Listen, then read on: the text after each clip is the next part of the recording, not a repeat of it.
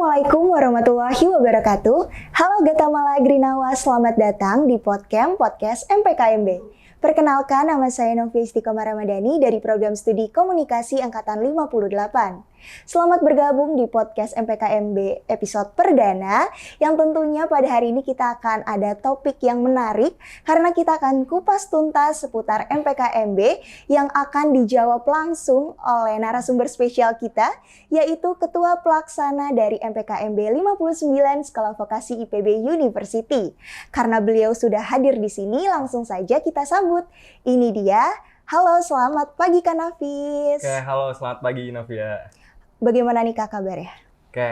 Alhamdulillah baik meskipun sempat sakit beberapa waktu lalu. Oke, karena sudah sehat ya Kak, akhirnya kita bisa bertemu pada hari ini. Oke Kak, bisa memperkenalkan dirinya lebih dulu nih Kak?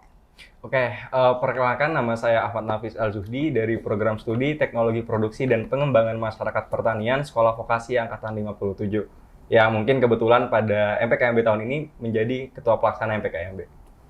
Oke, karena kita sudah kedatangan Kak Nafis yang tentu saja sudah sangat paham dan mengerti tentang MPKMB ini, bisa nih Kak dijelasin ke teman-teman Gatamala Agrinawa, sebenarnya nih Kak, MPKMB itu apa sih Kak?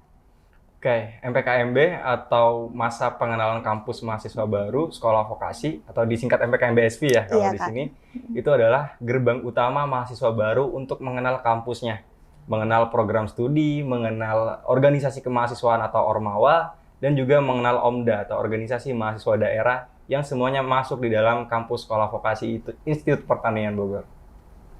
Oke, sebenarnya nih Kak, kenapa sih mahasiswa baru atau maba harus mengikuti MPKMB ini? Emang seberapa penting?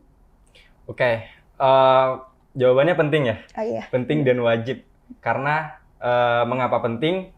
Karena di MPKMB ini teman-teman mahasiswa baru kita arahkan untuk lebih mengenal program studinya masing-masing dan juga 17 program studi yang lain. Kita mengenal OMDA Ormawa dan juga kita mengenal dosen-dosen di dalam program studi tersebut. Jadi ketika mengurus akademik akan lebih mudah dan juga ketika datang ke kampus mencari ruangan akan lebih mudah, dan itu menjadi penting. Dan kenapa menjadi wajib? Karena mahasiswa baru nantinya akan mendapatkan sertifikat kelulusan MPKMB yang nanti akan digunakan ketika mahasiswa tersebut sudah tingkat akhir. Jadi waktu yudisium nanti dilampirkan dan itu adalah menjadi syarat kelulusan mahasiswa kayak gitu. Oke, seperti yang Kak Nafis bilang ya, ternyata MPKMB ini tuh penting dan wajib. Maka dari itu untuk teman-teman Gatamala Agrinawa, semangat untuk mengikuti MPKMB ini sampai akhir nanti.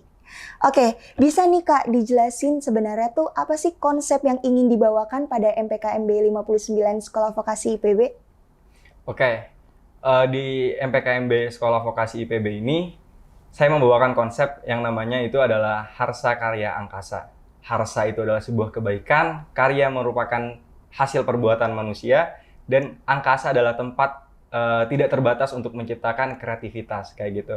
Jadi diharapkan entah panitia MPKMB ataupun peserta MPKMB mahasiswa baru angkatan 59 itu lebih bisa untuk mengembangkan kreativitas tanpa batas dan didasari oleh kebaikan. Jadi saya ingin teman-teman bisa mencurahkan segala potensi dan juga skill yang dimiliki untuk nantinya berkarya di kampus Sekolah Vokasi Institut Pertanian Bogor. Oke, benar banget sih. Untuk konsep tahun ini kan sudah sangat baik ya Kak, sudah sangat bagus. Sebenarnya apa sih Kak perbedaan yang terlihat ataupun jelas nih Kak antara MPKMB tahun ini dengan MPKMB tahun lalu? Untuk MPKMB tahun ini akan direncanakan di hari hanya itu secara offline teman-teman. Wow. Jadi mungkin saya tunggu teman-teman di kampus Sekolah Vokasi IPB.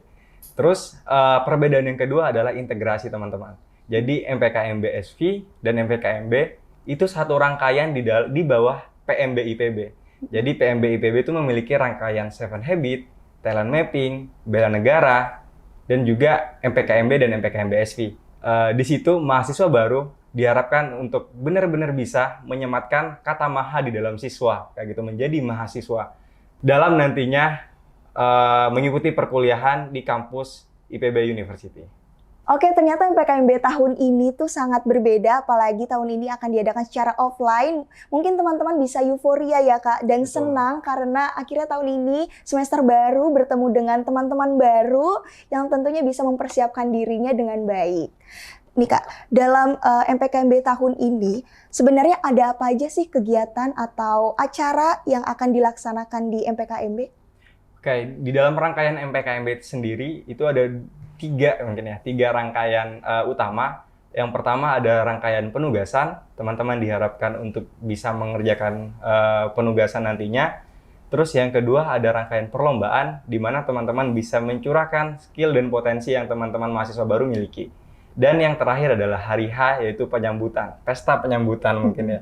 Di situ kita seru-seruan, dan juga di situ kita lebih kenal dan lebih dekat lagi ke dalam mengenal kampus Sekolah Vokasi Institut Pertanian Bogor. Mungkin itu ya rangkaian MPKMB di tahun ini. Wow, pasti nih Gatamala Agrinawa sudah nggak sabar ya Kak menunggu MPKMB ini karena di akhir acara akan ada pesta. Tentu saja nih teman-teman bisa stay tune terus sampai akhir acara MPKMB. Mungkin nih Kak sebagai penutup pada sesi podcast kali ini bisa memberikan closing speech ataupun pesan wejangan untuk teman-teman Gatamala Agrinawa. Oke, baik. Teman-teman Gatamala Agrinawa, mungkin saya sampaikan semangat ya mengerjakan penugasan dan perlombaan.